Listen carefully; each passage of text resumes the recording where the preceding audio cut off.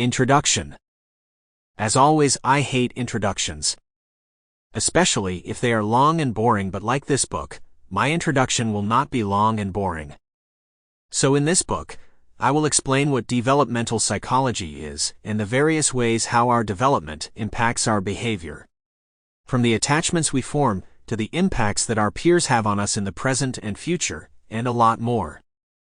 However, almost everything in this book is explained in an engaging and easy-to-understand way, because I hate standard psychology books with their boring tone. Therefore, this book will be different, but still deliver great information about developmental psychology. Who is this book for?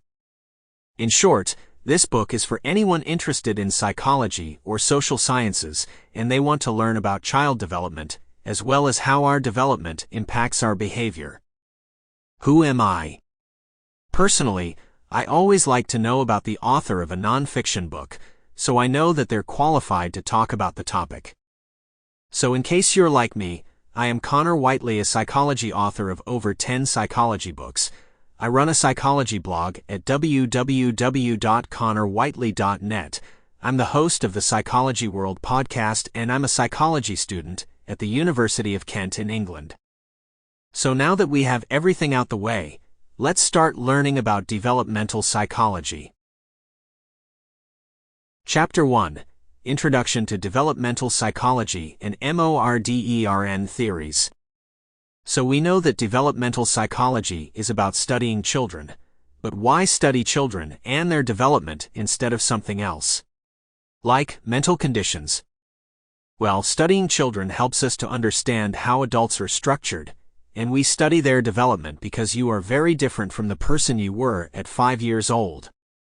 Also, developmental psychology never ends as it focuses on development throughout the human lifespan. What is developmental psychology? Developmental psychology is a serious theoretical science contributing to the discussion of how the human mind is internally organized.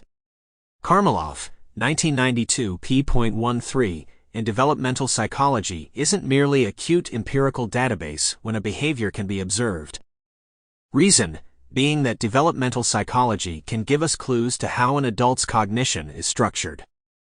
In other words, if we can understand how prejudice, racism, and more develop in childhood, then we can understand it more in adults. Fundamental questions in developmental psychology. Within this subfield of psychology, there are a lot of fundamental questions about our existence that it aims to answer. For example, why am Sample complete. Ready to continue?